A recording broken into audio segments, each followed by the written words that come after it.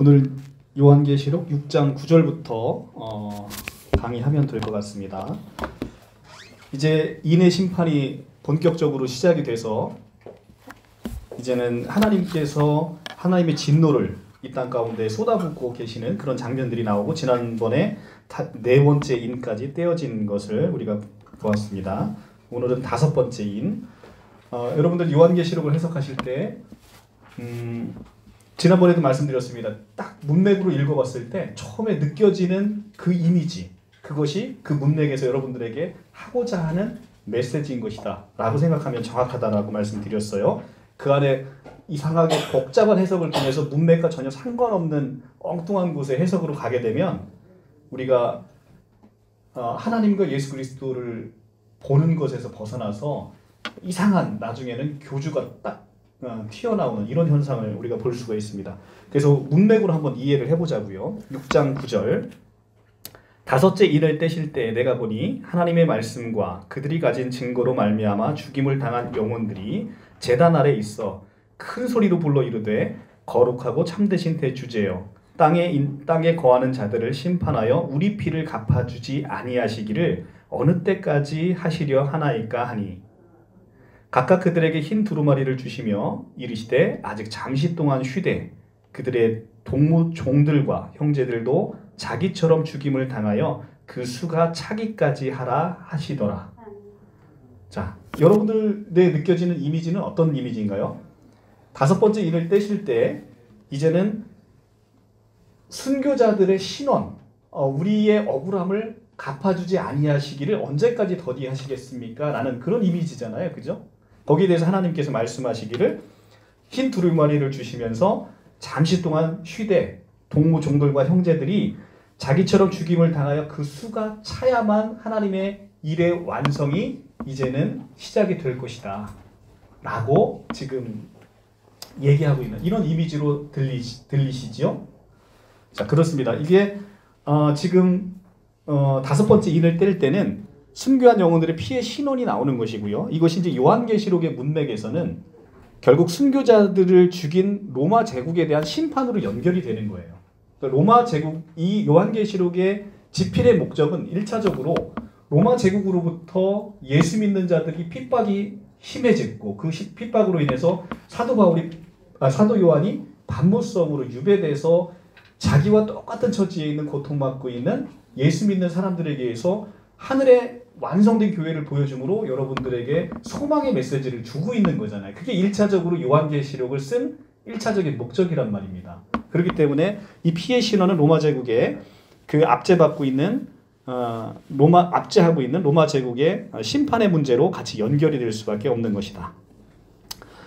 여기서 순교자들은 단순히 예수를 믿음으로 말미암아 반드시 살해를 당한 사람만을 이야기하는 게 아니고, 마태복음 24장 9절에 가면 이렇게 되어 있습니다. 그때 사람들이 너희를 환난에 넘겨주겠으며 너희를 죽이리니 너희가 내 이름을 위하여 모든 민족에게 미움을 받으리라. 이런 말씀이 있습니다. 그러니까 말세를 살고 있는 우리에게 있어서 교회 이 말세를 살아가고 있는 우리에게 있어서 이 교인으로 산다는 것, 예수 믿는 사람으로 산다는 것은 결국 이 땅에서 순교자적인 삶을 살아갈 수밖에 없는 사람들이라는 거예요. 그래서 우리가 반드시 예수 믿고 목숨이 없어지는 건 아니더라도 나의 삶을 예수의 따라가는, 예수를 순종하고 따라가는 그 순교자적인 삶을 살아가는 모든 사람, 이 사람들이 다 예수 믿는 사람, 순교자적인 삶을 사는 사람, 이런 사람으로 이해를 하시는 게 맞습니다. 그래서 순교자적인 삶은 나의 옛사람이 매일매일 죽는 삶이죠. 그렇죠? 우리 나의 옛사람이 매일매일 죽는 삶이고, 사도 바울도 고린도전서 15장 32절에서 나는 날마다 죽노라 라고 이제 고백을 하죠. 그러니까 우리는 우리의 옛사람이 날마다 죽고 우리의 새사람으로 사는 모습, 우리의 새사람은 다름 아닌 바로 예수 그리스도라는 것이죠. 우리가 육에 거할 때는 하나님의 영이 떠나면 우리는 육신에 있다는 거예요. 성경은 육신의 삶과 영의 삶을 구분하고 있어요. 영의 삶은 곧 우리가 영생을 얻은 구원의 삶인 거예요. 자, 요한계시록을 잠시 손에 끼워 놓고요. 우리가 창세기 6장으로 한번 넘어가 보겠습니다. 창세기 6장.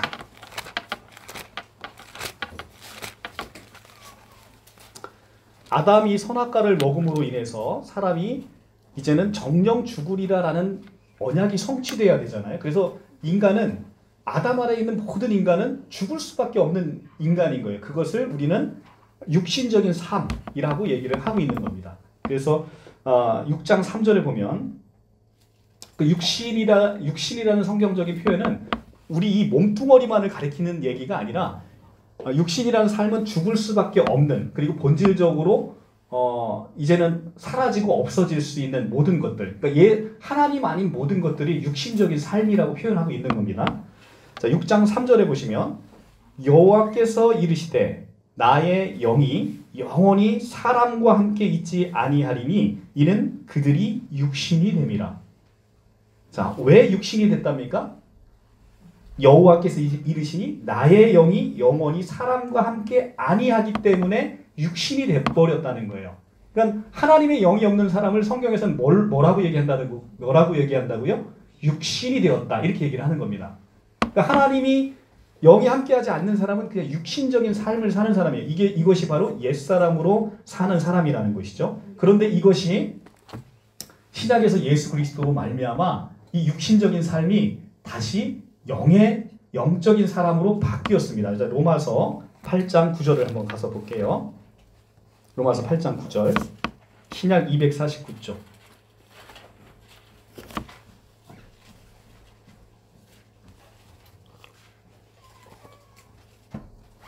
만일 너희 속에 하나님의 영이 거하시면 너희가 육신에 있지 아니하고 영에 있나니.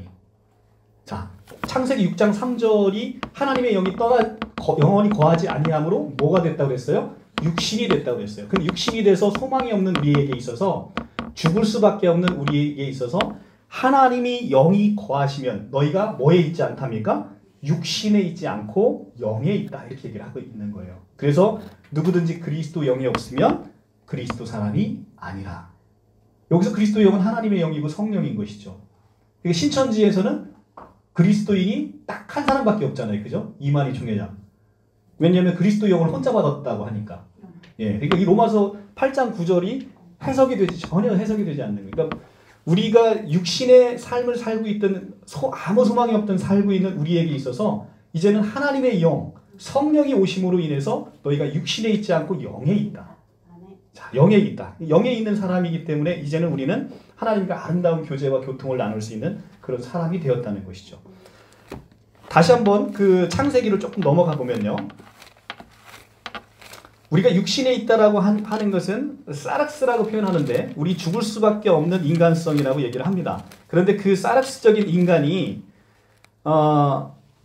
우리가 여호와 하나님을 비로소 찾게 되는 장면이 나오죠. 창세기 4장 26절에 보시면, 창세기 4장 26절에 보시면 셋도 아들을 낳고 그 이름을 에노스라 하였으며 그때 사람들이 비로소 여호와의 이름을 불렀더라.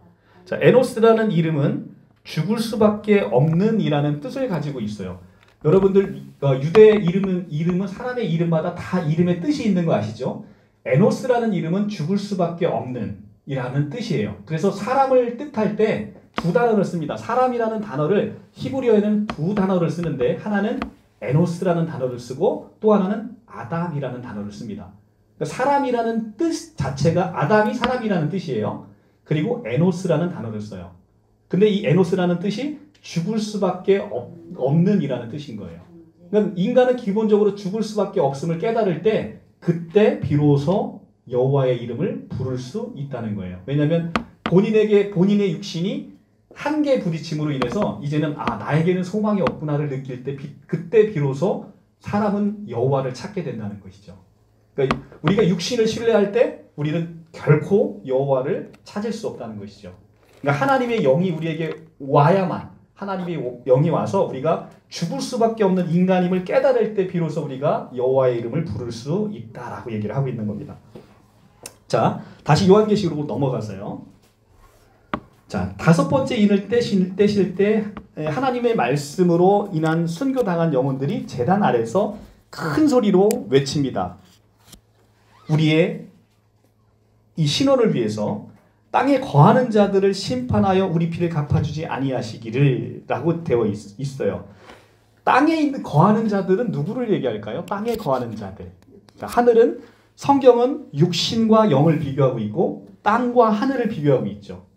그러면 땅에 거하는 자들이라는 것은 육신에 있는 자들을 얘기하고 있는 거예요. 육신에 있는 자들. 그러니까 육신에 있는 자들은 결국은 멸망받는 자들이잖아요. 그죠? 육신에 있는 자들. 땅에 있는 자들은 육신에 있는 자들을 뜻하고 있는 것이죠.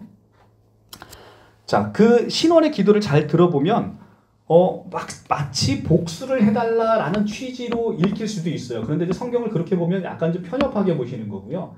여기서 순교자들이 우리의 신원을 위해서 땅에 거하는 자들의 심판을 외치는 이것은 단지 그들의 심판만을 위한 것이 아니라 하나님의 나라의 완성을 소망하는 그 메시아적인 완성의 그 소망의 메시지가 같이 들어있는 거거든요. 그러니까 하나님의 완성은 우리 믿는 모든 사람에게 소망이잖아요. 그러니까 예수가 다시 오실 그날을 우리는 소망 중에 기다리고 있는 거 아니겠습니까? 그날이 예수가 다시 오셔야 온 우주 만물의 완성이 되니까. 그런데 우리는 어떤 일이 있어서는 그 부분이 사실은 굉장히 좀 두려운 날이잖아요. 그죠? 여호와의 날은 구약에서도 보면 여호와의 날은 두 가지 이면이 같이 있는 거예요. 여호와의 날은 믿지 아니하는 자에게는 심판의 날로, 믿는 자에게는 영광의 날로, 이 동전의 양면처럼 그렇게 같이 오는 거예요. 요한계시록은 계속해서 그걸 보여주고 있는 거죠. 믿지 아니하는 자들은 얼마나 두렵고 큰 무시무시한 날인지 오늘 이제 본문에서 나옵니다.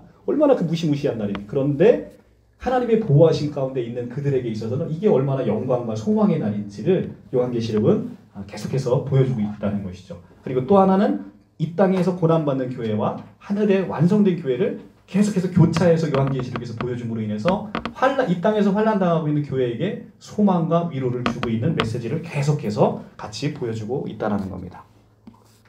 거룩하고 참되신 대주제요라는 것은 능력과 위엄과 권세를 가지신 대주제이시면서도 죄를 증오하시고 처벌하신다는 면에서 하나님은 거룩하시다라고 표현하고 있는 것이고요. 자신의 말씀에 신실하다는 면에서 참되신이라는 단어를 쓰고 있습니다.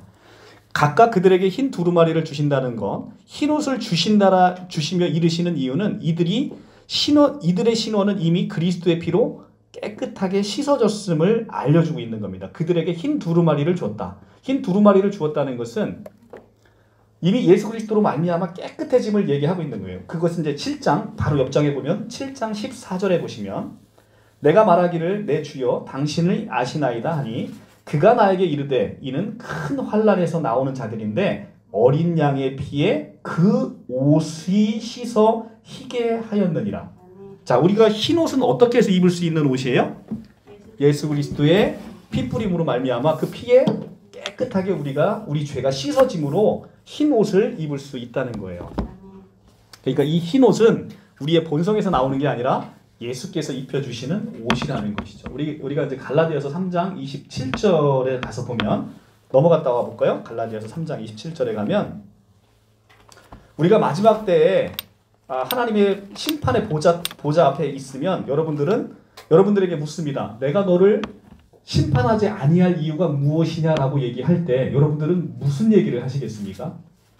바리새인처럼 나는 이틀을 금식하고 온전한 11조를 드리고 교회에서 열심히 봉사하고 이것을 내세우실 거예요? 그것은 바리새인적인 거라는 거잖아요. 그죠? 우리에게 있어서 내세울 것은 우리의 육신의 차원에는 아무것도 없다는 겁니다. 바로 우리에게 흰옷을 입혀주시는 예수 그리스도, 그분 한 분이 우리에게 심판하지 않을 유일한 근거라는 거죠. 갈라디아서 3장 27절에 가서 보시면 누구든지 그리스도와 합하기 위하여 세례를 받은 자는 그리스도로 옷 입었느니라. 자, 누구로 옷 입었대요? 그리스도로. 그러니까 우리가 그리스도로 옷 입혀 있으니까 마지막 때 심판할 때 우리에게 있어서 하나님은 그러니까 그리스도밖에는 보이지 않는 거예요. 우리를 그리스도로밖에 보지 않으신다는 거죠. 그리스도는 흠도 없고 점도 없는 어린 양이시잖아요. 그죠? 아무런 죄가 없으신 분이란 말이죠. 그분으로 옷 입고 있으니까 우리가 얼마나 깨끗하게 보이겠냐는 것이죠. 갈라디아서 3장 27절은 여기 좀 표시해 놓으시고요. 다시 갔다 올 거예요. 다시 갔다 다시 오실 거니까 좀 표시를 해 놓으셨으면 좋겠습니다. 자, 그래서 흰 옷을 주신다라는 것은 우리에게 있어서 이미 그리스도로 피로 깨끗하게 씻어서 아무런 점도 없고 흠도 없고 죄도 없는 그런 상태임을 우리에게 선포해 주신다는 것이죠.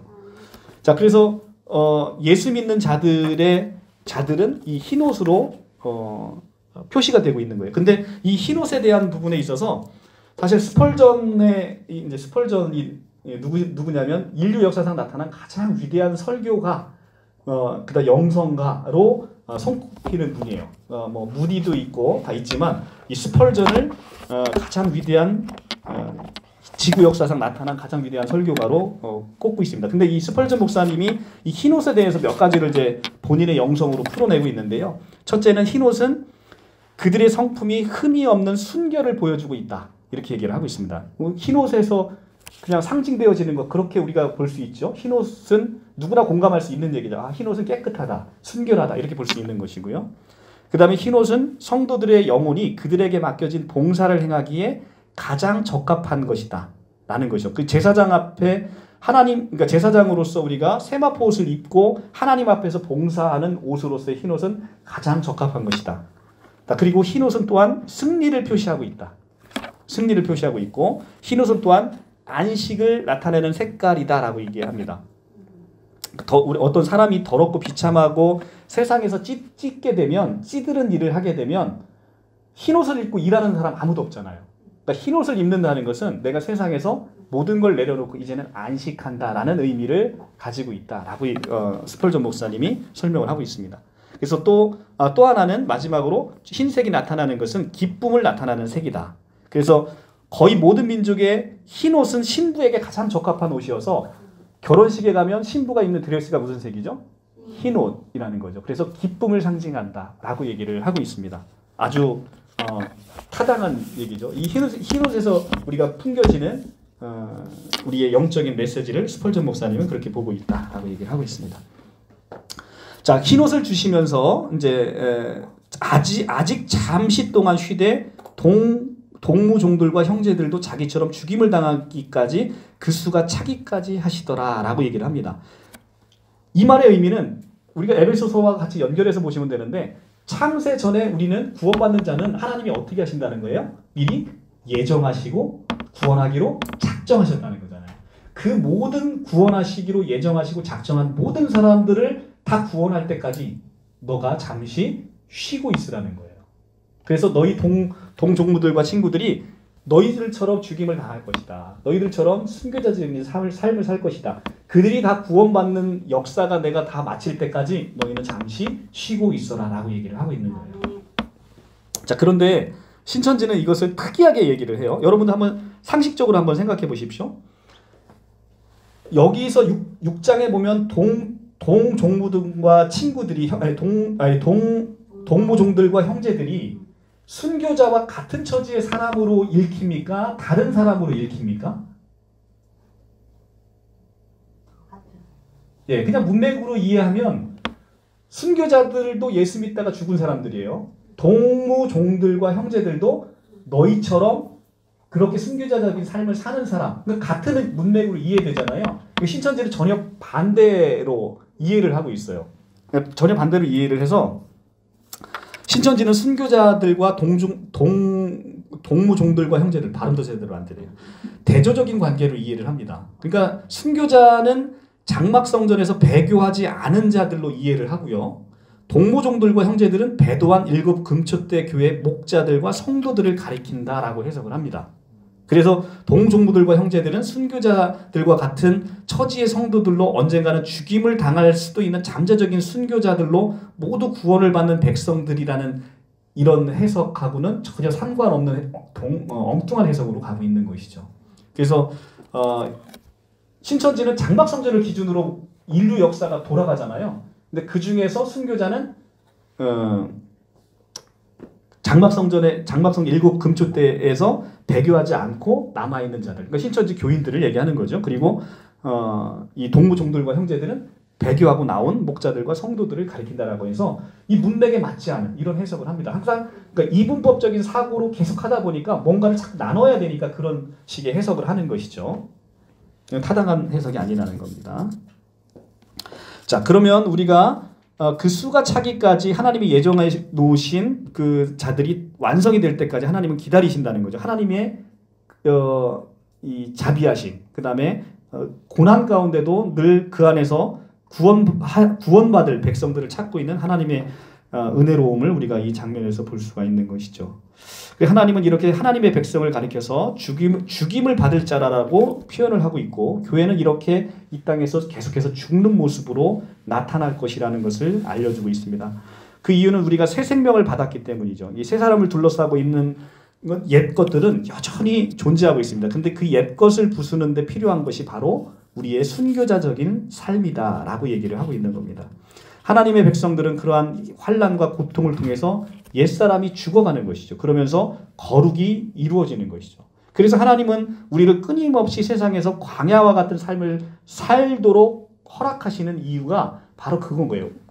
그 안에서 우리의 옛사람이 부서지고 우리의 새사람이 새롭게 되고 우리가 하나님을 의지하는 삶을 살게 되는 이렇게 돼서 우리가 마침내 거룩이라는 것을 이뤄내도록, 그래서 하나님은 우리에게 그런 삶을 살도록 광야에 우리를 계속 내보낸다는 거죠. 자, 신명기로 넘어가 보겠습니다. 신명기 8장.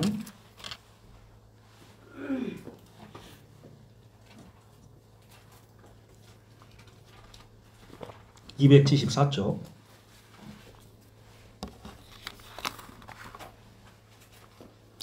8장 2절. 내 하나님 여호와께서 이 40년 동안에 내게 광야의 길을 걷게 하신 것을 기억하라. 이는 너를 낮추시며 너를 시험하사 내 마음이 어떠한지 그 명령을 지키는지 지키지 않는지 알려 하심이라. 너를 낮추시며 너를 줄이게 하시며 또 너도 알지 못하며 내 조상들도 알지 못하던 만나를 내게 먹이신 것은 사람이 떡으로만 사는 것이 아니요 여호와의 입에서 나오는 모든 말씀으로 사는 줄 내가 알게 하려 하심이라. 그런 이유로 우리를 낮추시고 줄이게 하신다는 것이죠.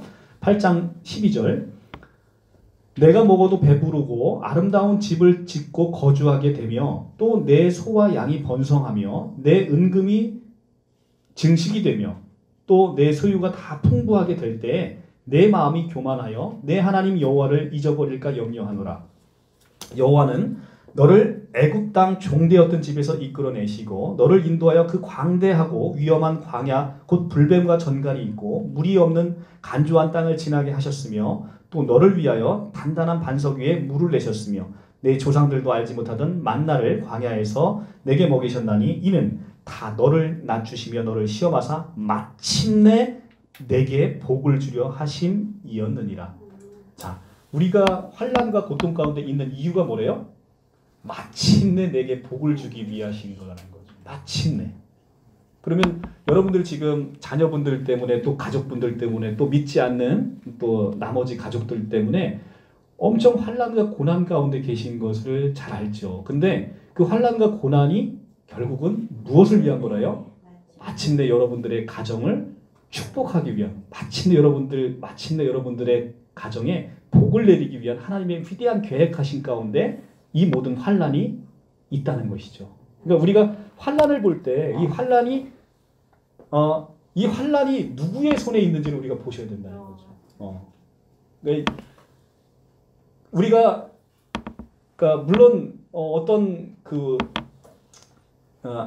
예를 들어 이제 우리가 아버님이 저는 이제 되게 엄격했는데 아버님한테 막 혼날 때 아버지가 아무리 화내도 내가 어떤 깡패를 만나서 혼나는 것보다는 겁을 덜 먹는 이유는 뭐예요? 내가 아버지가 나를 사랑하시는 것을 내가 신뢰하고 믿기 때문에 그분이 나에게 나쁜 것을 하지 않겠다라는 그 믿음과 신뢰가 있기 때문에 그런 거잖아요. 그죠? 근데 여러분들이 그 환난을 허락하신 그분이 이 모든 환난과 고통을 끝내실 수 있는 그 힘이 있으신 여호와 하나님이라는 거죠. 그거를 믿을 때 우리는 환난을 넉넉히 이겨낼 수 있는 힘이 생긴다는 것이죠. 자, 6장 12절로 가겠습니다. 6장 12절, 이제 6번째 인이 떨어집니다.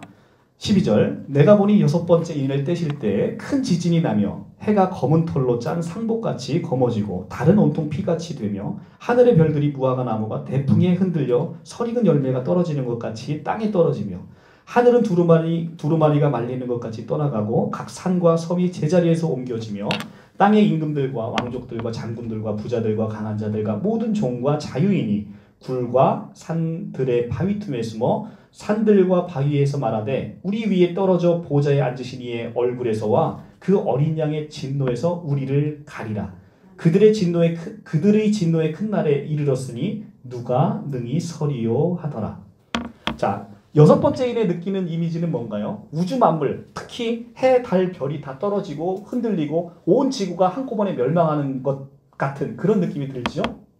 그것이 여섯 번째 인에서 심판에서 우리에게 주는 메시지가 맞는 거예요. 여기에 다른 해는 뭐고 달은 뭐고 별은 뭐고 이렇게 해석해서 엉뚱하게 해석하시면 안 된다는 거죠.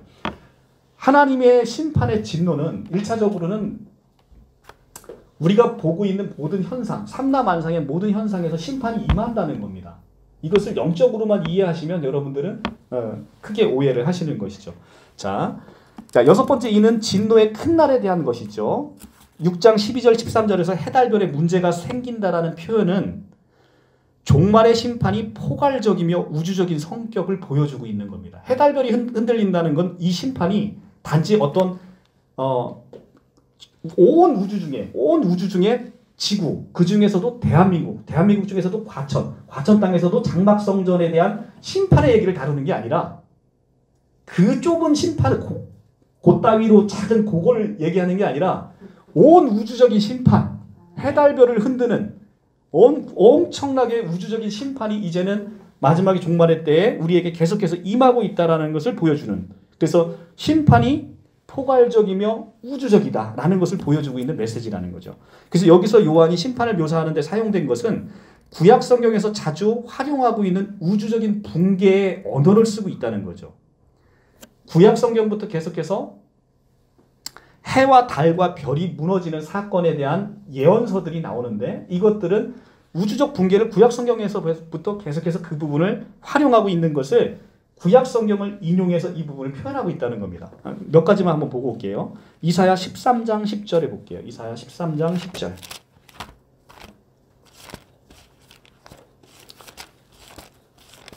요한계시록에 나와 있는 단어들은 그냥 나오는 단어들이 아니라 구약 성경을 대체로 다 인용해서 나오고 있는 말들이에요. 이사야 13장 10절 983조 하늘의 별들과 별 무리가 그 빛을 내지 아니하며 해가 돋아도 어두워지며 달이 그 빛을 비추지 아니할 것이로다. 자, 이건 바벨론에 대한 경고의 여호와의 날 마지막 때에 이사야 선지자부터 벌써 이 예언의 메시지가 지금 굉장히 비슷하죠. 요한계시록과 이것을 인용해서 마지막 때에 이렇게 지금 우리에게 여호와의 날이 임할 것이다 라는 것을 이사야 선지자도 얘기하고 있는데 이 말을 그대로 표현하고 있다는 것이죠. 자, 이사야 29장 6절로 한번 가볼게요. 29장 6절.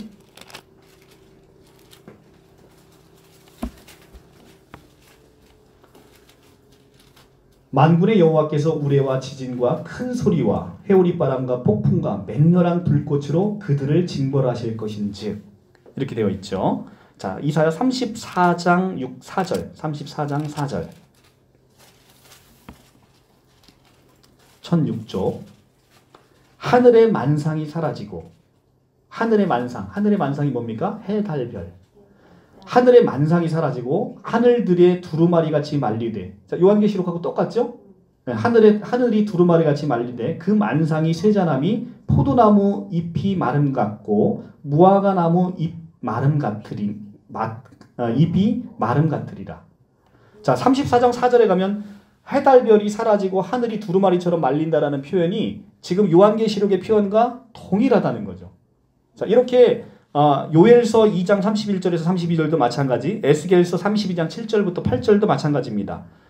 다 찾아보진 않겠습니다만 다 같은 표현으로 구약에서부터 계속해서 여호와의 날은 마지막 재림의 날, 여호와의 심판의 날, 이 말을 얘기하면서 삼라만상이 흔들리는 그런 포괄적이고 우주적인 심판을 계속해서 얘기하고 있습니다.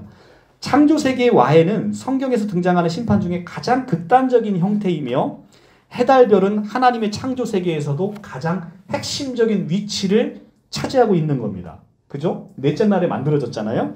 따라서 해달별이 생긴 문제들은 종말의 심판이 얼마나 심각한지를 보여주는 거죠. 굉장히 정말의 심판이 얼마나 심각한지를 보여줍니다. 또한 마지막 날에 첫 창조를 대표하고 있는 해, 달이 검어지고 핏빛이 되고 별이 쏟아져 내리고 하늘이 말려 올라가고 섬들이 사라져 버릴 것처럼 우리가 추구하고 있는 이 땅의 것들이 얼마나 다 불타버리는 것인지를 우리에게 보여줌으로 인해서 우리에게 있어서 이 땅 가운데 영원할 것 같은 것에 소망을 두고 살게 되면 너희의 최종의 심판이 이와 같을 것이다 라는 것을 보여주고 있다는 겁니다.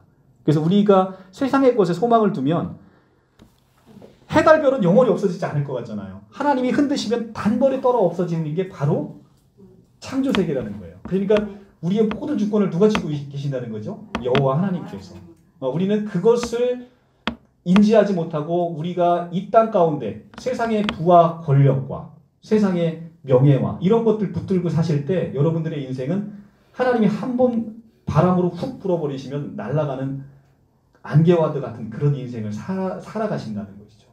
하나님이 주시는 영원한 생명, 영생을 가지고 그 영생의 소망을 가지고 하늘의 신령한 것을 보고 살지 않으면 이 땅 가운데 어떤 것도 영원할 것 같은 그 권력도 하루아침에 무너진다는 거죠.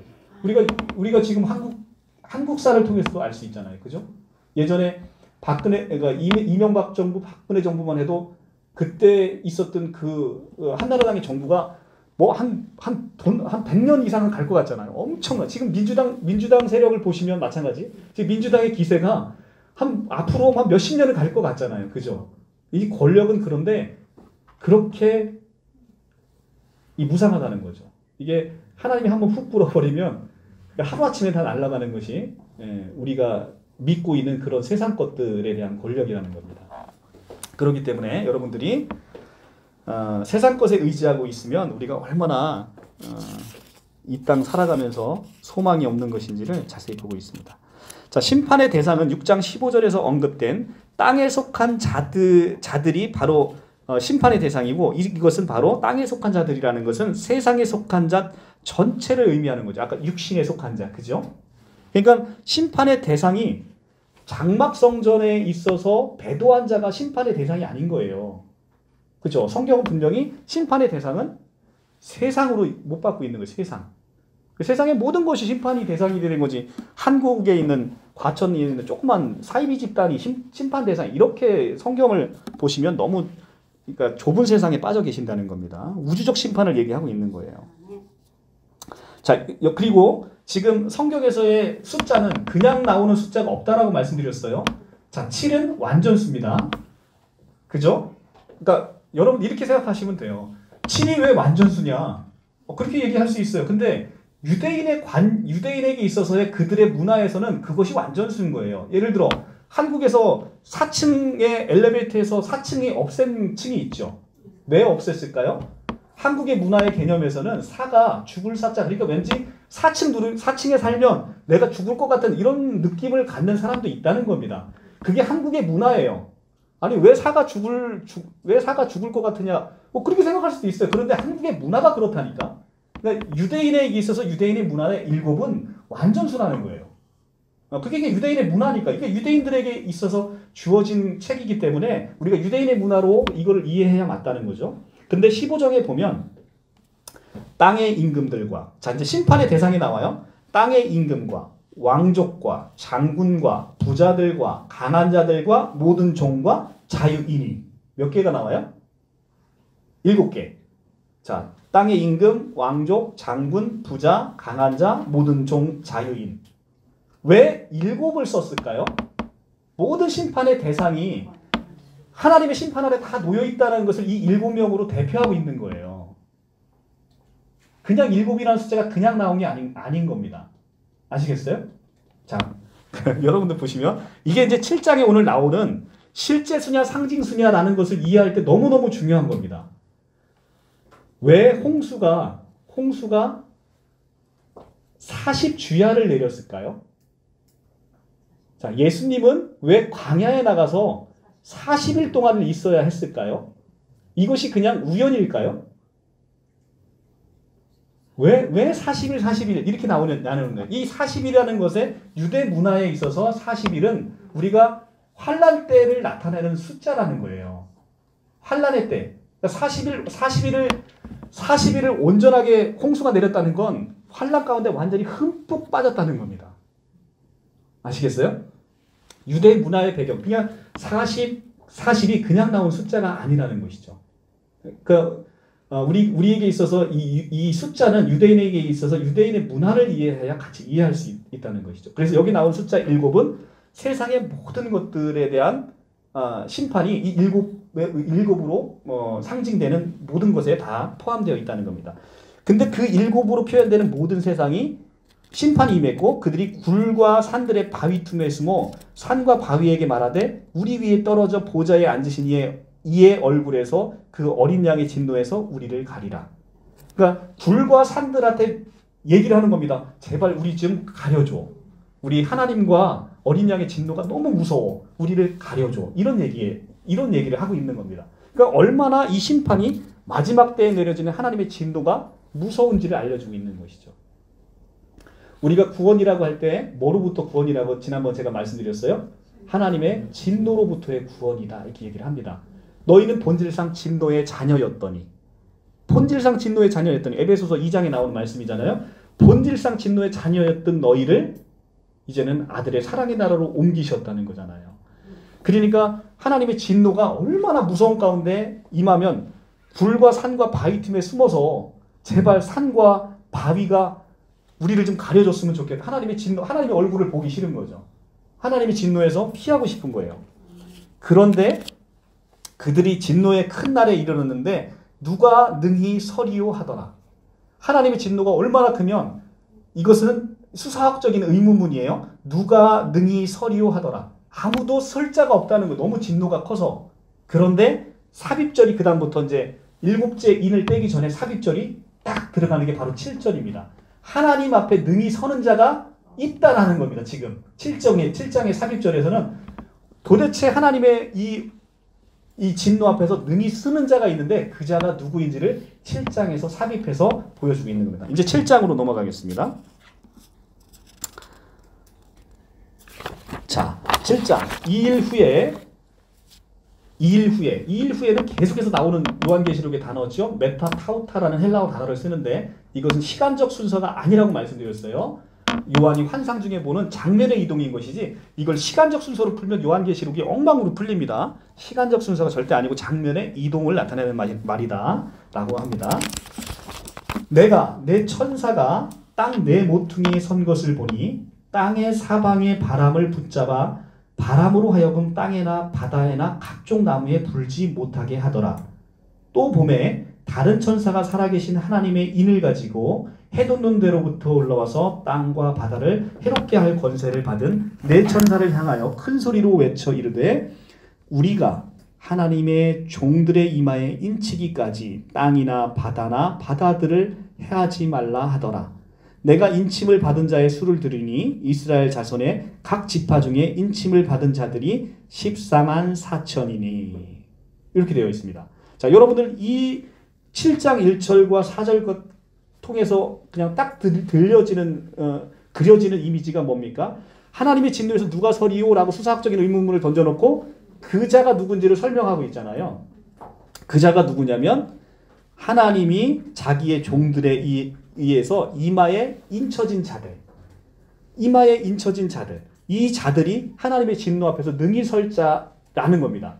그들의 수가 각 지파 중에 인침을 받은 자가 14만 4천이다. 이렇게 얘기를 하고 있는 겁니다. 그죠? 자, 그러면 1절부터 보면 네 천사가 나옵니다. 네 천사가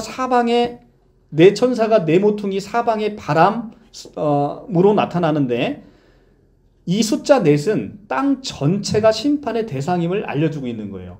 산은 유대 문화에서 산은 무슨 수라고요? 땅의 수는 거예요. 땅의 수. 그러니까 유대인들은 지구가 네모나다고 생각한 거예요. 네모나다. 동서남북 해서 네모나다고 생각하니까 사방이라는 것은 땅 전체를 얘기하고 있는 거예요. 3은 하늘의 숫자잖아요. 삼일체 하나님, 그죠? 네, 삼일체 하나님을 가리키는 하늘의 숫자라는 겁니다. 그래서 3 더하기 4 하면 숫자가 뭐예요? 7. 하늘과 땅을 다 더하면 그게 바로 완전수인 거예요. 그게 바로 완전한 거예요. 그래서 7이 완전수인 이유는 하늘에 쓰인 3, 그죠? 하늘에 쓰인 3, 그 다음에 땅의 수인 4를 더한 수에 나온 수가 7이라는 겁니다. 그래서 7이 완전수가 되는 거예요. 그런데 여기서 그래서 보면 1절에 보면 네 천사 나오죠. 네 모퉁이 나옵니다. 사방의 바람, 네 바람 나오죠. 이 사방의 바람이라는 건 네 방이 동서남북의 네 바람 얘기하는 거예요. 네 모퉁이, 네 천사, 네 모퉁이, 네 바람. 이것이 이 심판이 온 전체에 임하고 있다는 걸 알려주고 있는 것이죠. 네 바람의 무엇인가를 보려면 스가랴 6장 1절에서 5절을 보셔야 돼요. 스가랴 1장에서 5절은 지난번에 보셨는데 스가랴 1장 5절에 네 말이 나옵니다. 네 말이 나오는데 이 네 말은 지난 시간 봤던 계시록 6장에 나오는 이 네 말이 바로 스가랴서를 인용한 거라고 제가 찾아서 보여드렸어요. 거기 보면 네 말은 네 바람이다 라고 얘기를 합니다. 그러니까 계시록 6장에서 이 땅에 재앙을 선포하는 네 말탄자들이 네 바람인데 이것은 네 천사가 붙잡고 있어요. 네 바람을.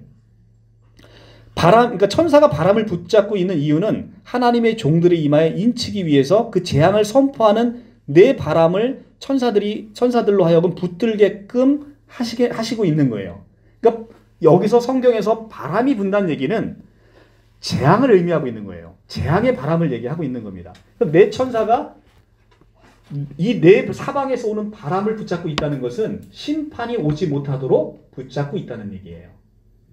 그러니까 심판이 바람이 불어버리면 하나님의 이마에 하나님의 백성들에게 인을 찍어야 되는데 인 찍기 전에 바람 불으면 우리도 함께 심판받아서 죽어버리잖아요. 그죠? 그러니까 이마에 인 찍기 전에 바람이 불지 못하도록 그렇게 지금 하고 있는 장면인 거예요. 7장 2절에 또 다른 천사가 나옵니다. 또 내가 봄에 또 다른 천사가 살아계신 하나님의 인을 가지고 해돋는 데로부터 올라와서 이렇게 표현하고 있어요. 그런데 또 다른 천사가 인치는 상황을 설정하고 있는데 이 천사가 누구냐? 이것은 성경에서 아무런 의미가 없는 거예요. 이 천사가 누군지를 왜 의미가 있냐는 거예요. 근데 이단들에게 있어서 이 천사가 누군지가 너무 중요해요. 왜냐하면 그 도장 갖고 있는 놈이 누군지 알아야 그놈한테 가서 맞박에 도장을 받을 거 아닙니까? 그러니까 이 천사가 누군지를 너무 중요한 거예요. 이단들은. 근데 성경은 그렇게 보면 안 된다는 거죠. 상황을 보는 거예요. 상황을. 그렇죠. 그러니까 우리 총회장님한테 맞박에 이마에 도장을 아무리 많이 받아도 그걸로다가 보호하심이 되지 않는다는 거예요. 그러니까 성경을 애당초 잘못 풀고 있기 때문에. 그러니까 실제로 등장하는 이 마지막 천사가 누구냐 이런 식의 성경 개념은 그러니까 요한계시록에 지금 우리가 지금 뭐 나팔이 몇째 나팔까지 불고 우리 심판이 어디까지 와 있느냐 이렇게 보는 건 성경을 잘못 보신다는 거죠. 우리는 예수님의 초림 때가 바로 말세의 시작이라고 성경에 지난주에도 보여드렸죠. 예수님이 세상 끝에 오신 거예요.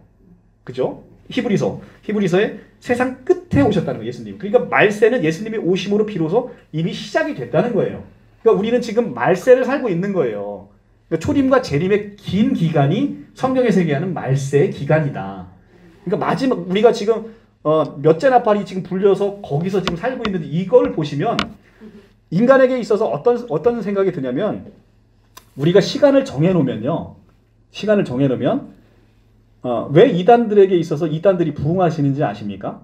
시간을 딱 정해놓으니까 끝이 보이잖아요.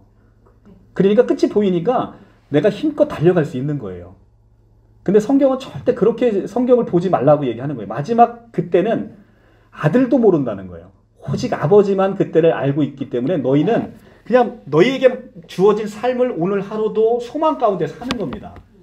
우리가 우리의 미래를 알지 못하는 게 인간에게 주신 하나님의 가장 큰 축복이라는 거예요. 잠언서에 나오는 얘기입니다. 우리에게 있어서 하나님께서는 우리의 미래를 알지 못하도록 만들어 놓은 것이 인간에게 가장 큰 축복인데 우리는 우리의 미래가 늘 불안하고 궁금하니까 무당에 가서 우리의 미래를 자꾸 점치려고 해요.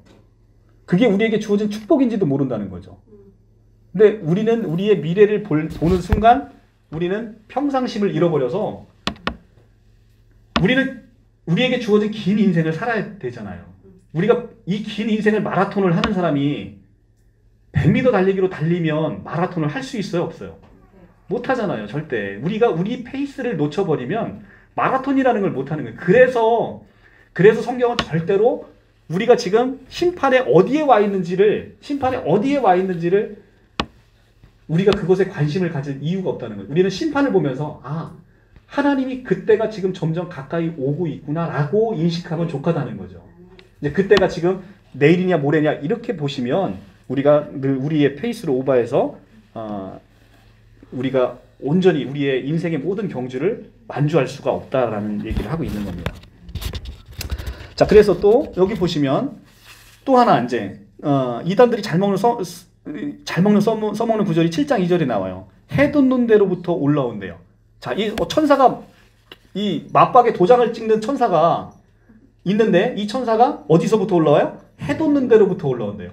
자, 해 돋는 데로 올라오는 게 이게 동방이잖아요. 그러니까 나는 동방예의지국이 이렇게 써먹을 줄은 저는 꿈에도 몰랐어요. 우리나라가 동방예의지국이라고 하니까 이단들은 그 성경에 나오는 동방이 한국이다 이렇게 표현을 하고 있는 거예요. 우리를 뭐라고 표현하느냐? 동방예의지국이라 하지 않느냐? 그러니까 성경에서 나오는 이 동방은 바로 한국을 얘기한다. 이렇게 얘기를 합니다. 그러니까 이단 사이비들의 모든 교주들은 이 해 돋는 데로부터 올라오는 이 천사가 굉장히 소중할 수밖에 없는 거죠. 그런데 유대 사상에 있어서 동쪽은 하나님의 영광과 하나님의 은혜로움을 나타내는 방향입니다. 다시 한번 유대 사상에서의 동쪽은 하나님의 영광과 하나님의 은혜로우심을 나타내는 방향을 얘기하고 있어요. 그 근거가 어디 있습니까? 있죠. 에스겔서로 가볼게요. 에스겔 43장.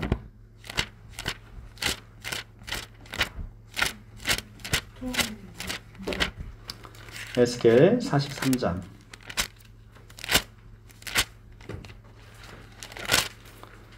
2절 1220조.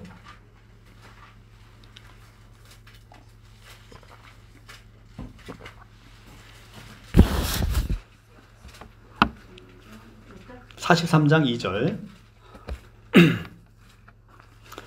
이스라엘 하나님의 영광이 동쪽에서부터 오는데 하나님의 음성이 많은 물소리 같고 땅은 그 영광으로 말미암아 빛나니. 자, 하나님의 영광이 어디로부터 온대요? 동쪽에서부터 오는 거예요. 그러니까 하나님의 영광과 은혜를 상징하는 편이 동편인 거예요. 자, 하나님의 우편은 뭐예요? 은혜의 편인 거예요. 하나님의 좌편은 심판의 편인 거고. 이게 그러니까 성경이 왜 우편? 그런데 하나님이 유대 문화에 있어서 유대적인 문화에 있어서 그렇게 인식이 되어지는 거예요. 그러니까 양은 무슨 편에 가요? 우편. 염소는 무슨 편에 가요? 좌편으로 가잖아요. 은혜의 편인 거예요. 근데 십자가 상에 두 강도가 달렸어요. 근데 어느 강도가 구원받습니까? 십자가 우편 강도가 구원받잖아요. 이런 게 우연이 아니라는 거예요. 성경에서 나오는 모든 우편, 좌편, 동편 이런 것들 숫자 7, 그 다음에 40 이런 것들은 그냥 나오는 게 아니라 유대 문화 속에서 하나님의 구속사에서 나오는 그런 흐름에서 나오는 숫자라는 겁니다. 그렇죠? 그러니까 여기서 이제 동쪽에서 그러면 이 동쪽이 대한민국 과천 땅을 얘기하고 있는 게 아닌 걸 알잖아요. 그죠? 동편이라는 것은 하나님의 영광과 은혜를 상징하는 편이라는 거예요. 그래서 창세기 2장 8절에 가면 에덴 동산도 어디에 지으셨어요? 동방에 지으셨다 이렇게 나옵니다. 창세기 볼까요? 창세기 2장 8절. 눈을 동그랗게 뜨시니까 제가 마치 성경에 없는 얘기 하는 거였잖아요. 그죠? 2장 8절에 가시면 창세기 여호와 하나님이 동방의 에덴에 동산을 창설하시고, 그러니까 동방의 에덴에 동산을 창설하십니다. 에덴 동산이 어디에 있어요? 동방에 있는 거예요. 동방에. 그러니까 에덴 동방의 표현이 나옵니다. 그런데 많은 이단들이 이것을 동방예의지국인 한국으로 나온답니다. 그러면 질문할게요. 그럼 에덴 동산이 한국에 만들어졌나요? 그리고 욥기 1장 3절에 가면 욥은 동방 사람이래요. 그럼 욥이 한국 사람이에요? 그러니까 이게 성경을 이렇게 보게 되면 너무나 얘기가 안 되죠. 이 동방은 지역적으로는 이스라엘 동쪽 방향을 가리키고 있고요. 이사야에서 나오는 41장 2절을 가지고 이단들이 써먹는데, 여기서 나오는 이사야 41장 2절에 나오는 동방의 의인은 그 페르시아 왕 고레스를 얘기하고 있는 겁니다. 페르시아 왕 고레스. 이사야 44장 28절에 나와요. 근데 이사야의 문맥을 무시하고 동방에 나오는 그 의인, 그것을 자기 교주로 이렇게 얘기하고 있는데, 그것은 이사야 44장 28절 바로 다음 장만 가면 알 수 있는 것을 이렇게 성경을 왜곡하고 있다는 것이죠. 자, 고레스는 누굽니까? 바벨론을 멸망시키고 이스라엘을 70년 만에 해방시켜서 성전 재건축을 하겠다라는 이사야와 예레미야 선지자를 통해 그 예언이 실제적으로 성취한 페르시아의 왕인 것이죠. 그래서 그를 동방의 의인이다라고 표현을 하고 있는 겁니다.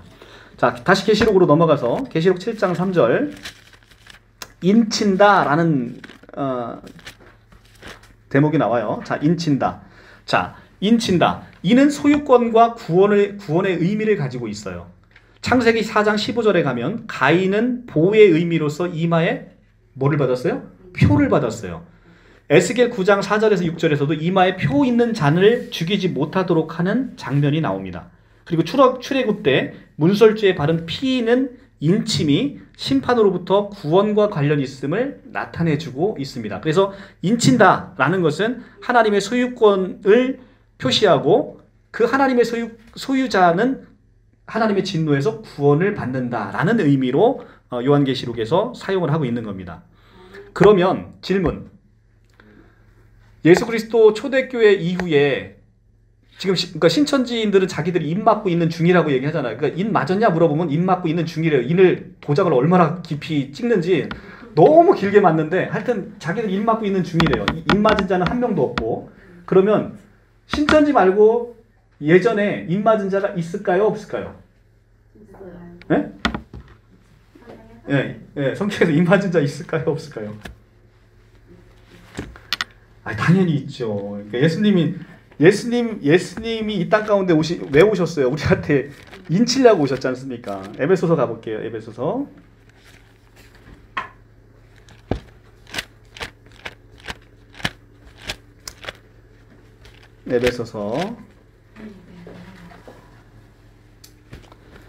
자, 에베소서 1장. 에베소서 참 은혜로운 장입니다. 에베소서 1장 3절부터 쭉 읽으면 은혜가 차고도 넘칩니다.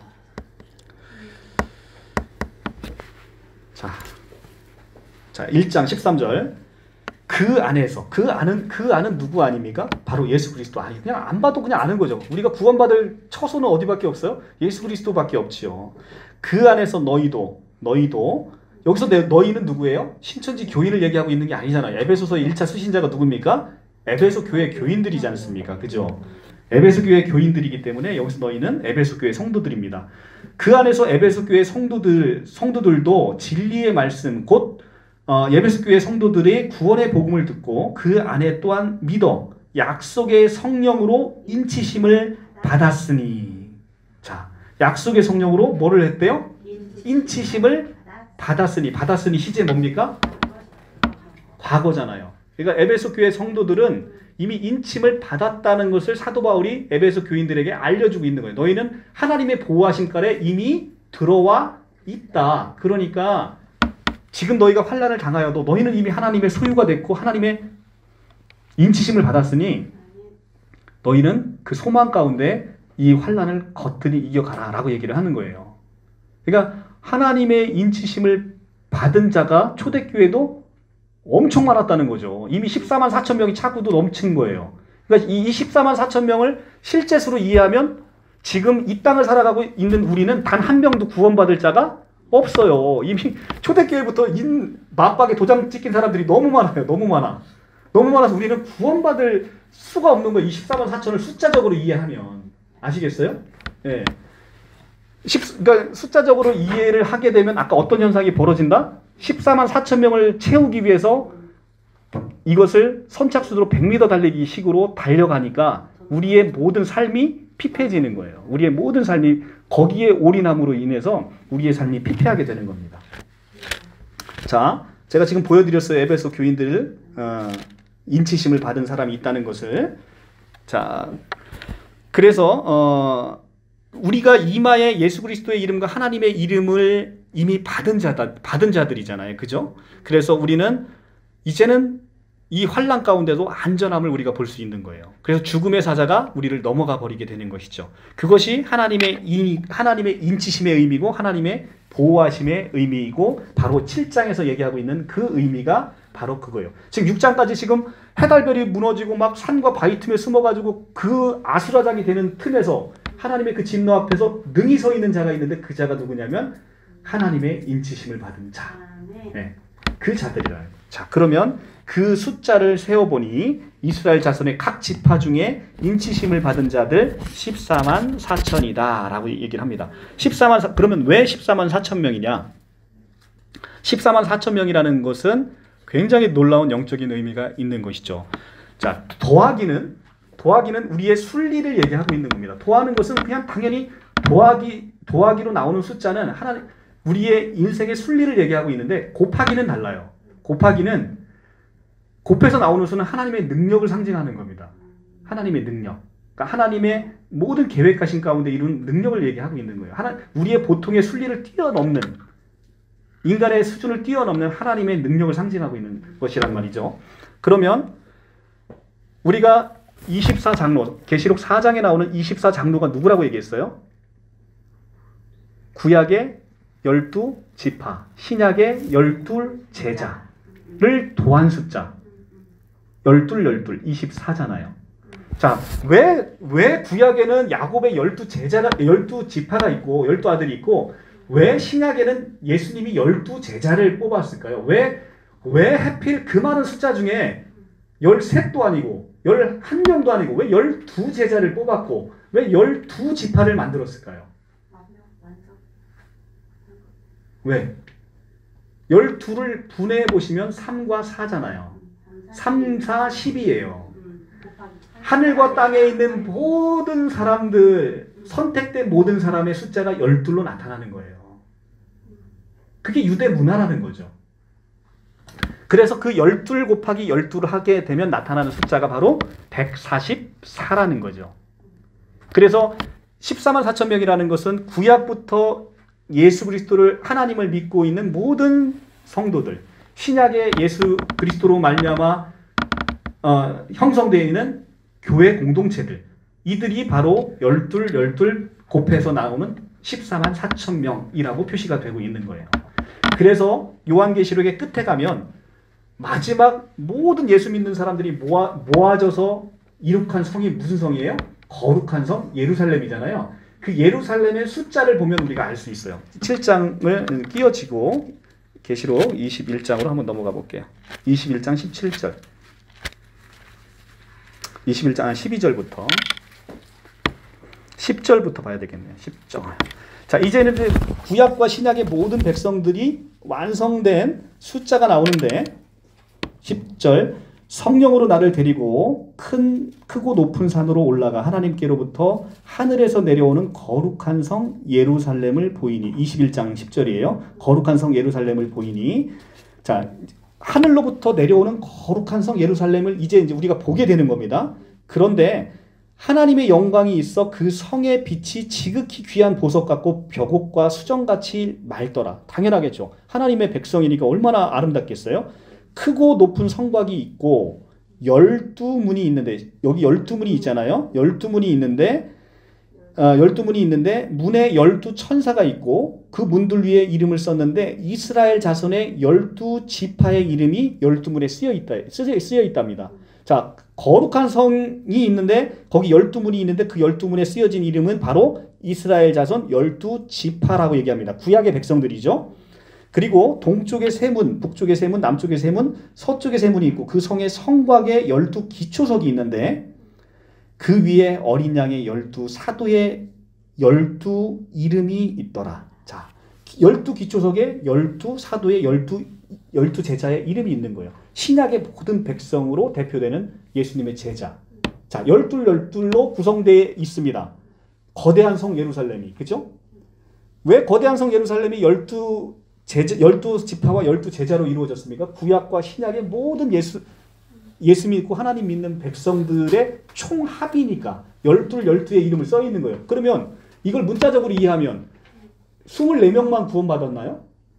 야, 거대한 성 예루살렘의 이름에 12문에 쓰여 있고 12기초석에 쓰여 있는 게 12지파고 12 제자라면 이 24명 말고는 그런 구원받은 사람이 예루살렘 성에 이름이 없냔 말이에요. 우리 이름은 없냐는 거예요. 우리 이름이 거기 안에 다 들어있다는 거예요. 그러니까 이것은 대표성의 원리인 거잖아요. 여러분 11조를 드리잖아요. 여러분들 11조의 의미가 뭔지 아시잖아요. 제가 강의를 해서 11조는 10개 중에 한 개가 하나님 것이다 라는 고백이 아니라 10 중에 하나를 드림으로 이 전체가 하나님 것입니다 라는 것에 대한 신앙 고백이라는 거예요. 그게 뭐예요? 대표성의 원리잖아요. 대표성의 원리. 왜 이스라엘 백성들이 출애굽할 때 첫 장자를 다 죽였습니까? 첫 장자를 죽임으로 모든 사람이 다 죽은 것에 대한 심판의 의미잖아요. 대표성. 그죠? 왜 첫 것을 드립니까? 첫 것은 모든 것의 대표성이라는 거예요. 대표성. 왜 12입니까? 왜 12이냐는 거예요. 이 12를 통해서 모든 구약에 믿는 백성들이 12명밖에 안 되겠냐는 거예요. 신약의 모든 믿는 백성이 12명밖에 안 돼요. 그게 아니라 그들을 통한 대표성의 원리로 성경은 얘기하고 있다는 거죠. 그래서 그 합친 수가 14만 4천이다 라고 얘기를 하는 거예요. 그래서 14만 4천은 그래서 계시록 21장 17절 바로 지금 본 곳에 바로 밑에 절을 보면 예루살렘 성의 높이가 나오는데 그 높이가 바로 144 규빗입니다. 이 144 규빗이 그냥 나온 게 아닌 거예요. 이 14만 4천 명하고 연결된 숫자라는 거죠. 여기서 이제 고대의 가장 큰 숫자인 1000을 곱한 거예요. 144에 1000을 곱한 것. 그러니까 원문에서 보면 여러분들이 자 이게 이제 이거는 대한민국에서 아무도 지금 반증을 아무도 안 한 거고요. 이 파일이 만약에 유튜브로 이제 올라가게 되면 신천지가 이거에 대해서 또 다른 해석을 내놓을 겁니다. 근데 여지까지 신천지가 한 번도 하지 않은 얘기는 뭐냐면 신천지가 144가 실제 수다라고 얘기하는 이유는 뭐냐면 구체적으로 각 지파마다 숫자를 나열했다. 이거예요. 그러니까 카운트를 했다 이거예요. 카운트를 했다. 그렇기 때문에 14만 4천 명이 실제 수다. 이렇게 얘기를 합니다. 단 한 번도 이 부분이 구체적으로 카운트에서 나온 숫자가 아니다라는 얘기를 한 번도 한 적이 없어요. 근데 이 영상이 지금 유튜브에 올라가면 신천지는 반드시 말을 바꿀 수밖에 없어요. 그런데 여러분들이 이제 막 바꾸기 전에는 그런 얘기를 한 번도 못 들어보셨으니까 아 이것 때문에 그렇게 말을 바꿨구나 생각하시면 돼요. 성경 원문에 14만 4천 명으로 안 돼 있다는 거예요. 안 돼 있다. 이렇게. 성경 원문에는 144, 1000 이렇게 돼 있다는 거예요. 14만 4. 그러니까 144, 1000이라는 건 카운트를 했다는 얘기가 아니고 이 1000이라는 숫자는 우리 총회장님의 그 위대하신 요한계시록 이 실상의 책에 보면 139쪽인가요? 제가 갖고 왔는데 보시면 예, 129쪽에 보면 계시록 5장 11절에 많은 천사의 음성이 있으니 그 수가 만만이요 천천이라는 단어 있잖아요. 여기서 만만이요 천천이라는 걸 어떻게 해석하냐면 제가 읽어드릴게요. 요한계시록 실상 129쪽에 그들의 수 만만 천천은 헤아릴 수 없는 많음을 나타내는 것이며 얼마라고 못 박은 특정 수가 아니다. 이렇게 지금 해석을 했어요. 그 해석을 우리 이만희 총회장님께서 계시받은 분이. 그런데 그 옆에 와서의 만약에 이 천이 요렇게 쓰여 있다면 14만 4천 명으로 쓰여 있는 게 아니라 144 천으로 쓰여 있다면 이것도 당연히 특정 수가 아니고 많다라는 표시할 수 있는 본인의 해석하고도 일맥상통하는 단어일 거라는 것이죠. 무슨 얘기인지 아시겠죠? 그러니까 이 천은 자 144는 구약의 12, 신약의 12 곱해서 나오는 144. 거기에 구약과 신약의 백성이 144만 있는 게 아니라 얼마든지 셀 수 없는 우주적인 충만, 천. 그러니까 예수 믿고 있는 사람들, 이게 바로 아브라함에게 약속한 하나님의 예언이 성취된 거잖아요. 아브라함에게 뭐라고 얘기해요? 내 자손이 하늘의 별과 같고 바다의 모래와 같이 그렇게 많게 해주겠다라는 것에 대한 성취지 않습니까? 얼마나 은혜로워요. 할렐루야죠. 그죠? 내가 이 안에 들어가 있다는 거 지금 14만 4천에 이렇게 들어가 있다는 거예요. 그러니까 이게 실제 수라는 겁니다. 그래서 신천지 어느 누구도 헬라어 원본에 이것의 14만 4천 명을 한 번도 본 적이 없을 것이에요. 그러면 밑에 있는 유다지파 이제는 유다지파 르우벤 갓 아셀부터 해갖고 12,000씩이잖아요. 그럼 12,000은 어떻게 표시되어 있을까? 12,000은 12, 1000으로 표시되어 있다는 거죠. 12,000으로 표시되어 있는 게 아니라. 예, 12, 1000. 그래서 이것을 그러면 야, 헬라어 그럼 원본 성경을 봐야 되는데 그럼 내가 그걸 볼 수가 없잖아. 이래서 제가 누굽니까? 이렇게 여러분들이 쉽게 알아볼 수 있도록 이걸 저쪽에 가서 한번 흔들어 갖고 다시 이쪽으로 갖다 주세요. 네. 여기서 여기 됐습니다. 됐습니다. 자, 보시면 여러분들 네이버 있잖아요. 네이버는 너무 쉽게 여러분들이 모든 지식을 어디서 얻으세요? 네이버 같은 데서 얻잖아요. 그죠? 그러면 거기에 있는 정보는 어느 정도 신뢰할 수 있는 정보들이 상당히 많이 있다는 거죠. 그러면 또 어디 갔냐? 여러분들이 먼저 12,000을부터 먼저 볼게요. 12만으로 되어 있는지 12,000으로 되어 있는지를 보면 자, 여기 보시면 도데카 길리아데스라고 되어 있어요. 12,000은 도데카 길리아데스라고 쓰여 있습니다. 성경의 원어에. 그러면 도데카라는 게 무슨 뜻인지를 보시면 돼요. 그러니까 도데카의 어학사전에 보시면 포서가 잘 안 움직이네. 여기 보시면 도데카 국어사전. 그죠?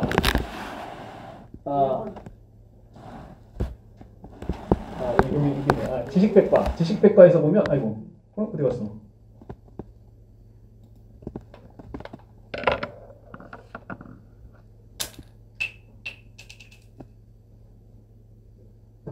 도데카 본방 어디 갔네요? 그거 없어져 버렸나요?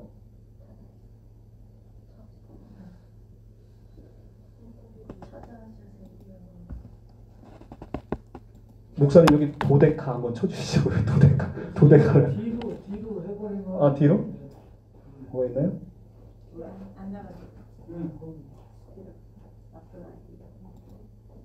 뒤에 없는. 여기 있다. 나왔다. 예. 자, 여기 도데카 보시면 지식백과의 도데카 그리스어를 유래한 수사 접두어 12를 나타낸다. 이렇게 돼 있죠. 그죠? 그러면 도데카라는 헬라어 원어의 뜻은 뭐냐면 10이라는 단어임을 우리가 알 수 있어요. 그죠? 그러면 도데카 길리아데스는 뭐냐면 1000을 얘기하고 있어요. 그러면 성경 원어에서 이게 도데카 길리아데스라고 돼 있으면 12,000으로 표시되어 있는 게 아니라 12,000으로 표시되어 있음을 우리가 알 수 있죠. 자, 그러면 이제 도데카를 네이버에 통해서 이제 봤어요. 그러면 누군가가 또 감사하게도 저도 헬라어 못합니다. 그런데 감사하게도 누군가가 이렇게 이 7장을 헬라어 원어로 이렇게 다 풀어놨어요. 헬라어 원어로 이렇게 풀어놨습니다. 이렇게 이제 다 풀어놨어요. 여기서 보시면 헬라어 원어로 풀어놓고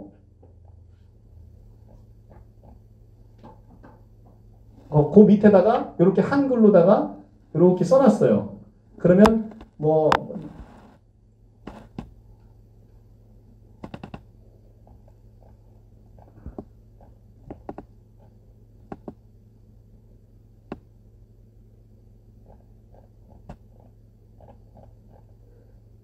여기 조그만 글씨를 읽어봐야 되는데 조그만 글씨가 너무 조금해서 안 보이네요.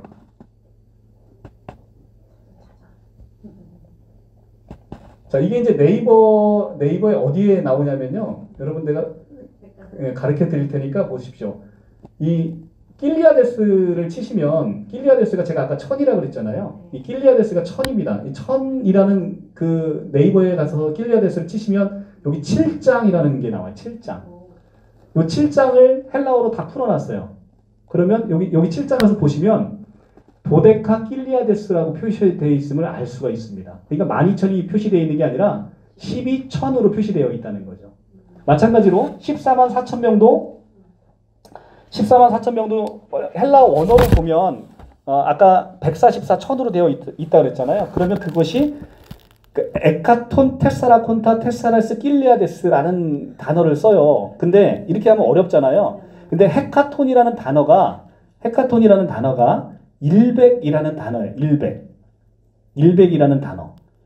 만약에 14만 4천 명이라고 할 때 10이라는 단어는 뭐냐면 데카라는 단어를 써요. 여러분들이 이제 우리가 11조 할 때 11조 단어가 데카토스예요. 여러분들 네이버에 검색해 보면 11조 헬라어 치면 이게 11조가 10이 들어가잖아요. 그러면 데카라는 단어가 10이란 말이에요. 그러면 14만 4천 명으로 표기되어 있으려면 데카로 시작돼야 되는데 성경은 그렇게 표시되어 있지 않고 헤카톤, 테사라콘타, 테사레스, 킬리아데스. 그러니까 헤카톤은 100이란 뜻이고 테사라콘타는 40이란 뜻이고 테사레트는 4라는 뜻이고 킬리아데스는 1000이에요. 그래서 144, 1000 이렇게 표시되어 있으니 계시록 7장을 통해서 알 수 있다는 거죠. 자, 그렇기 때문에 우리가 헬라어 원어 성경을 보면 이단들이 얘기하는 14만 4천 명이 실제 수다라는 것이 너무나 허황된 얘기다라고 얘기를 합니다. 자, 또 하나 그러면 이제 보시면 여기 이제 7장 5절부터 보시면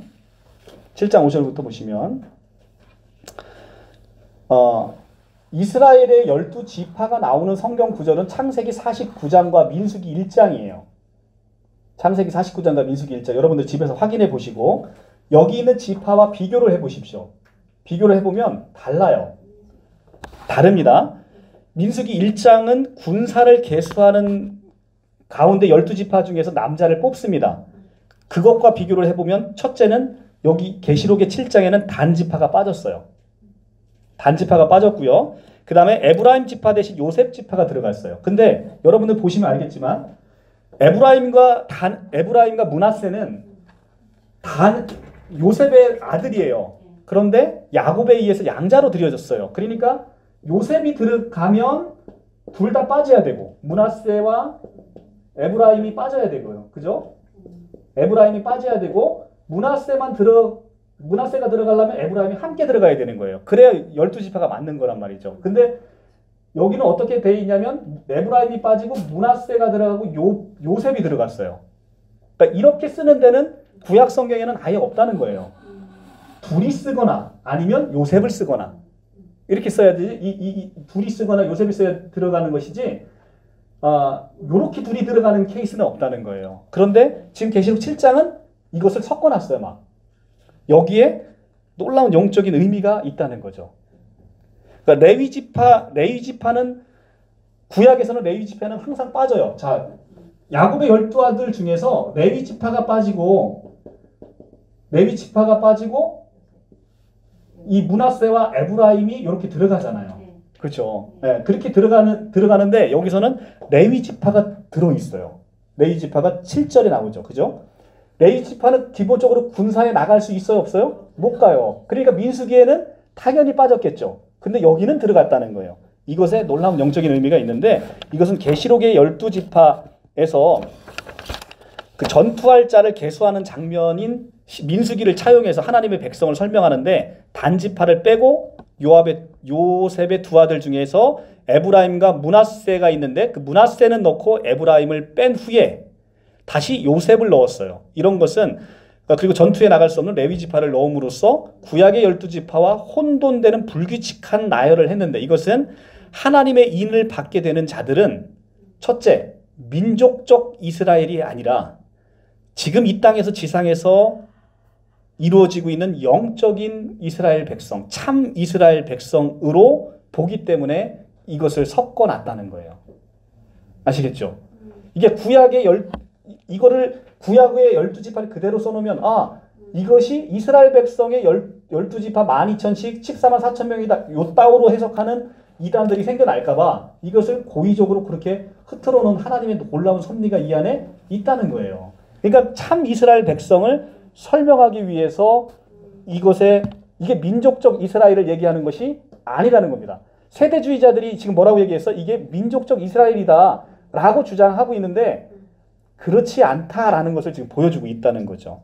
그러면 여기 나오는 이 지파의 참 영적 이스라엘은 누구냐를 우리가 이제 보셔야 되는 것이죠. 오늘 이제 여기까지만 하고 이제 마치도록 하겠습니다. 다음 시간에는 이제 흰무리. 그래서 성경에는 정확하게는 흰무리라고 안 나와 있어요.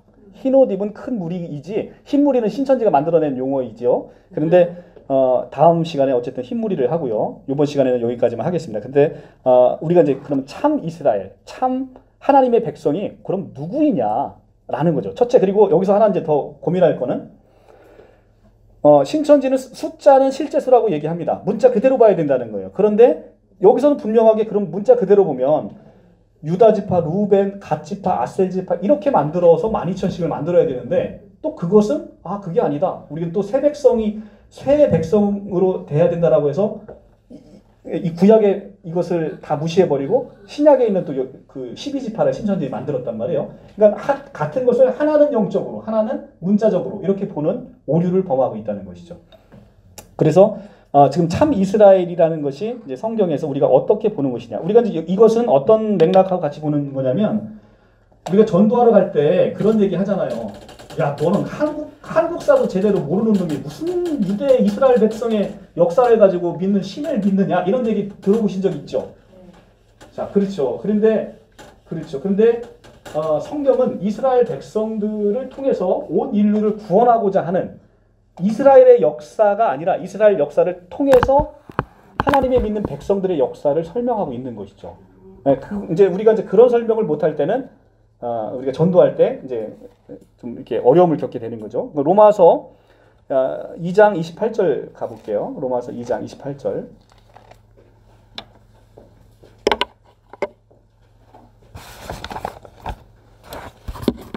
무릇 표면적 유대인이 아니요 표면적 육신의 할례가 아니니라. 오직 이면적 유대인이 유대인이며 할례는 마음에 할지니 영에 있고 율법의 주문에 있지 아니한 것이라. 이게 도대체 뭔 소리요? 이렇게 하시면 안 되고요. 표면적 유대인이라는 것은 혈연적, 겉으로 보이는 유대인이 아니고 이면적 유대인, 그러니까 보이지 않는 쪽에 있는 유대인이 유대인이다. 할례라는 것은 마음에 하는 거고 영으로 하는 것이지 우리가 인체의 그 표피를 잘라내는 그 할례가 참 할례가 아니다. 라는 것을 사도 바울이 얘기를 해주고 있는 거예요. 그러니까 유대인의 기본적인 개념은 신약에 와서 혈족적이고 민족적인 유대인이 아니라 예수로 인해서 새로 태어나는 그 사람들이 바로 유대인이다라는 것을 얘기해주고 있는 것이죠. 이것이 로마서 9장에 반복되고 있습니다. 로마서 9장 6절에서 8절.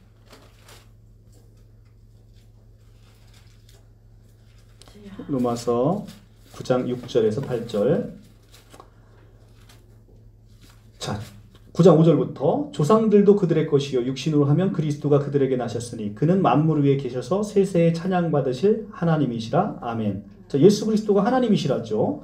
예수 그리스도를 하나님이 아니라고 고백하는 모든 신천지 이런 것들은 도대체 이 성경을 어떻게 해석하는지 저는 잘 알고 있습니다만 어쨌든 이게 참 적그리스도죠. 예수님은 하나님이십니다. 그러나 하나님의 말씀이 폐하여진 것 같지 않도다. 이스라엘에게서 난 그들이 다 이스라엘이 아니요. 또한 아브라함의 씨가 다 그의 자녀가 아니라 오직 이삭으로부터 난 자라야 내 씨라 불리리라 하셨으니 곧 육신의 자녀가 하나님의 자녀가 아니고 오직 약속의 자녀가 씨로 여김을 받느니라. 어떤 자녀가 씨로 여김을 받는데요? 약속의 자녀. 그러니까 새로 예수 믿고 태어난 자들이 참 이스라엘이다 라고 얘기를 하는 거예요. 아까 갈라디아서 제가 다시 돌아오겠다라고 얘기했는데 거기 펴놓으신 거 다시 넘어가 보시죠. 갈라디아 3장 29절.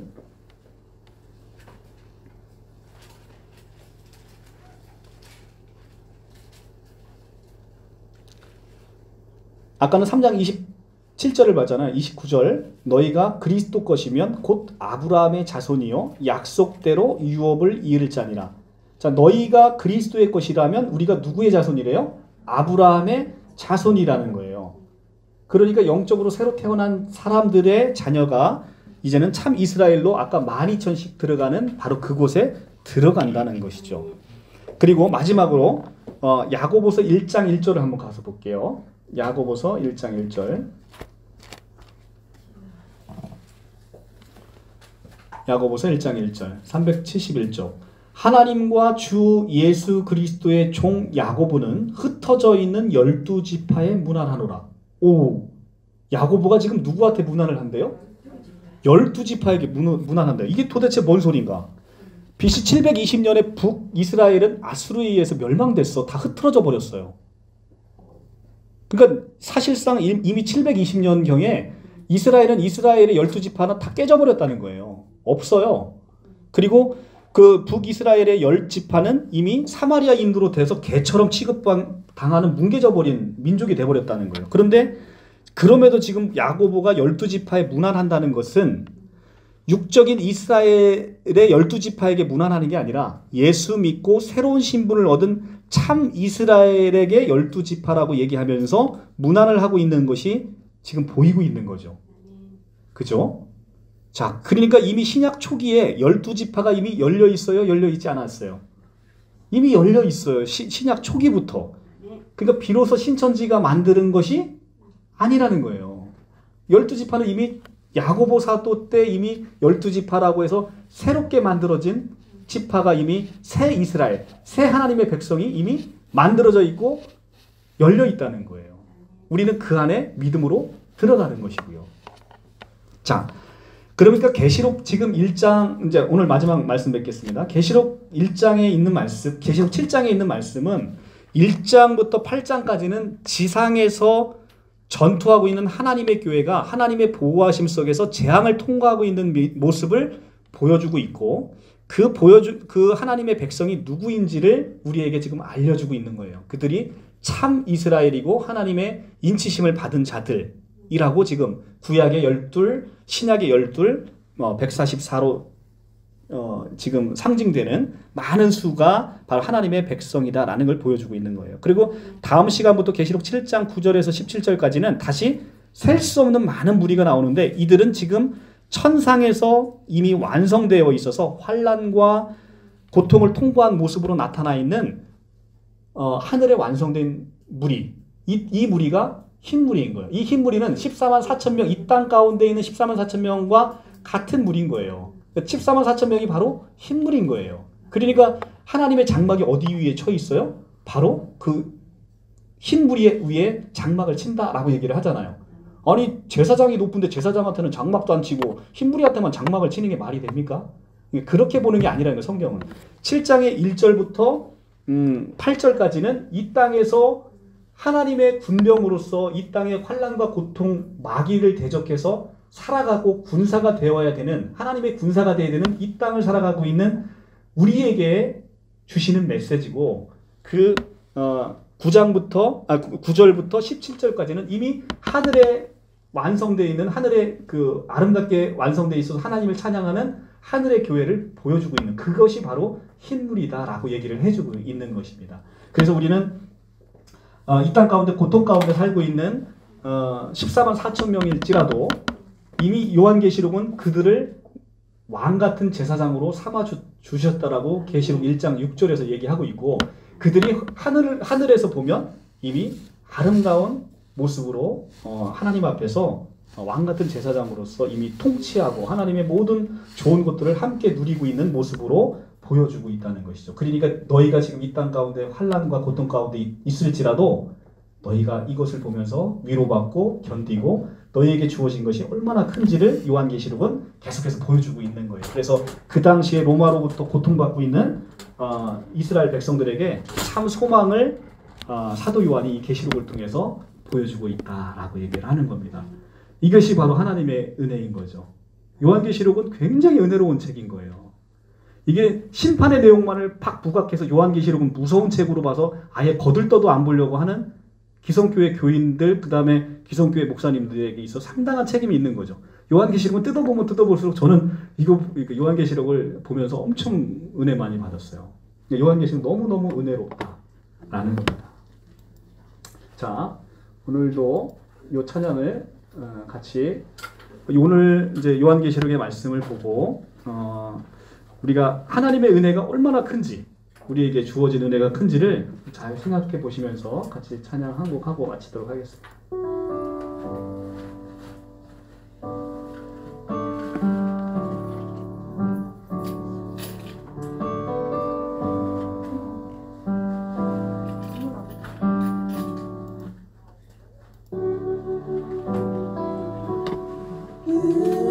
아니면 살아갈 수가 없네. 호흡마저도 할 수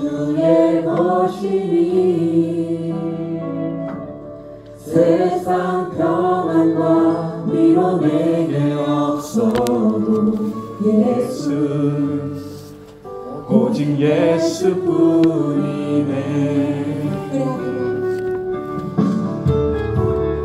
은혜 아니면 살아갈 수가 없네. 호흡마저도 다 주의 것이니 세상 평안과 위로 내게 없어도 예수 오직 예수뿐이네. 그 신계획 다 볼 수도 없고 작은 고난에 지쳐도 주께 묶인 나의 모든 삶 버티고 견디게 하시네. 은혜 아니면 살아갈 수가 없네. 나의 모든 것 다 주께 맡기니 참된 평안과 위로 내게 주신 주 예수 오직 예수뿐이네.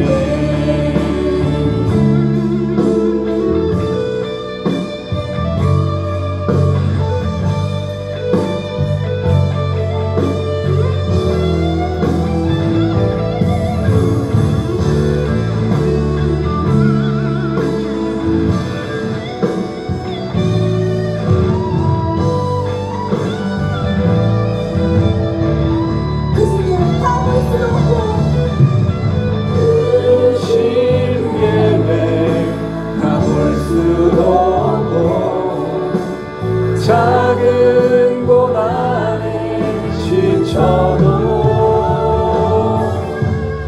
주께 묶인 나의 모든 삶 버티고 견디게 하시네.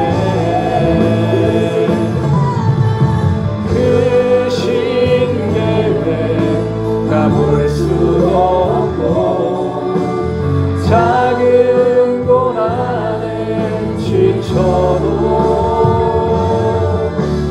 주께 묶인 나의 모든 삶 버티고 견디게 하시네. 은혜 아니면 살아갈 수가 없네. 나의 모든 것 다 주께 맡기니 참된 평안과 위로 내게 주신 주 예수 오직 예수뿐이네.